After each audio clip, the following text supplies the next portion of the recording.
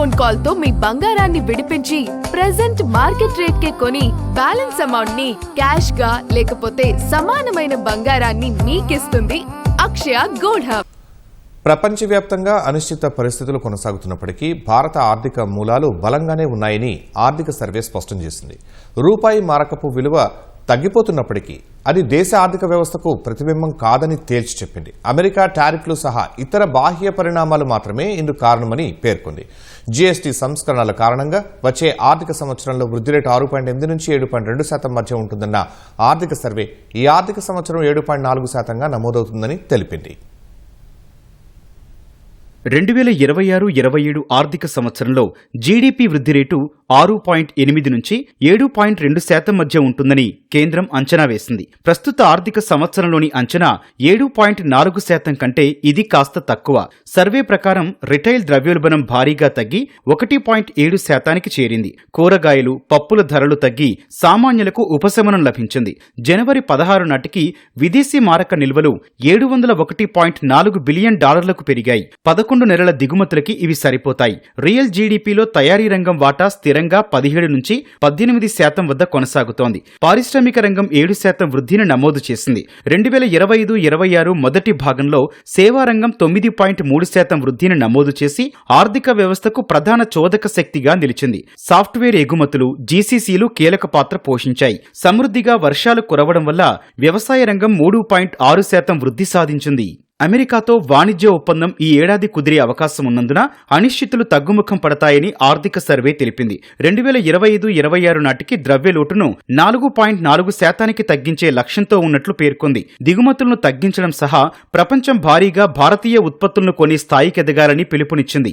AI రంగంలోని అధిక పెట్టుబడులు ఆశించిన ఉత్పాదకతనివ్వకుంటే ప్రపంచంలో 2008 సంక్షోభం కంటే దారుణ పరిస్థితి తలెత్తుతుందని ఆర్థిక సర్వే పేర్కొంది. భారతీయ ఐటీ ఆధారిత వైట్ కాలర్ ఉద్యోగాలకు ప్రత్యక్ష ముప్పు తప్పదని హెచ్చరించింది. 4 లేబర్ కోడ్లను సమర్థవంతంగా అమలు చేయడం వల్ల మహిళలు, గిగ్ వర్కర్లకు అధికారిక ఉపాధికి మద్దతిచ్చినట్లవుతుందని సర్వే పేర్కొంది. డైనమిక్ కార్మిక విధానం, సౌకర్యవంతమైన ఉద్యోగ కల్పన, ఉపాధి విస్తరణ, భద్రత పెరుగుతుందని తెలిపింది. గిగ్ వర్కర్లలో 40% మంది నెలకు $15,000 కంటే తక్కువ సంపాదిస్తున్నారన్న సర్వే గిగ్ వ్యవస్థలో ప్రభుత్వం విధానపరమైన జోక్యం చేసుకోవాలని పిలుపునిచ్చింది. జంక్ ఫుడ్ పై ఆందోళనలు వ్యక్తమవుతున్న వేళ ఉదయం 6 నుంచి రాత్రి 11 గంటల వరకు జంక్ ఫుడ్ ప్రకటనలపై నిషేధం విధించే అవకాశాలను పరిశీలించాలని పేర్కొంది. చిన్నారులు, పసివారి పాల ఉత్పత్తులు, పానీయాల మార్కెటింగ్పై ఆంక్షలు విధించాలని సూచించింది. భారత ఉక్కు రంగం అంతర్జాతీయ ధరల వ్యత్యాసం, ముడిసరకు భద్రతా సవాళ్లను ఎదుర్కొంటుందని తెలిపింది. భారత తయారీ వాహనాలకు ప్రపంచవ్యాప్తంగా ఆదరణ పెరిగిందని తెలిపింది. భారత ఔషధ పరిశ్రమ వాల్యూ చైన్లో పైకి ఎదగడానికి జెనరిక్స్, బయోసిమిలర్స్ ఆవిష్కరణలపై దృష్టి సారించిందని వివరించింది. డిజిటల్ వ్యసనం సమస్యను పరిష్కరించడానికి సమగ్రంగా జోక్యం చేసుకోవాలని సర్వే పిలుపునిచ్చింది. వయస్సు ధృవీకరణను అమలు చేయడానికి ఆన్లైన్ ప్లాట్ఫామ్లే బాధ్యత వహించేలా చేయాలని చెప్పింది.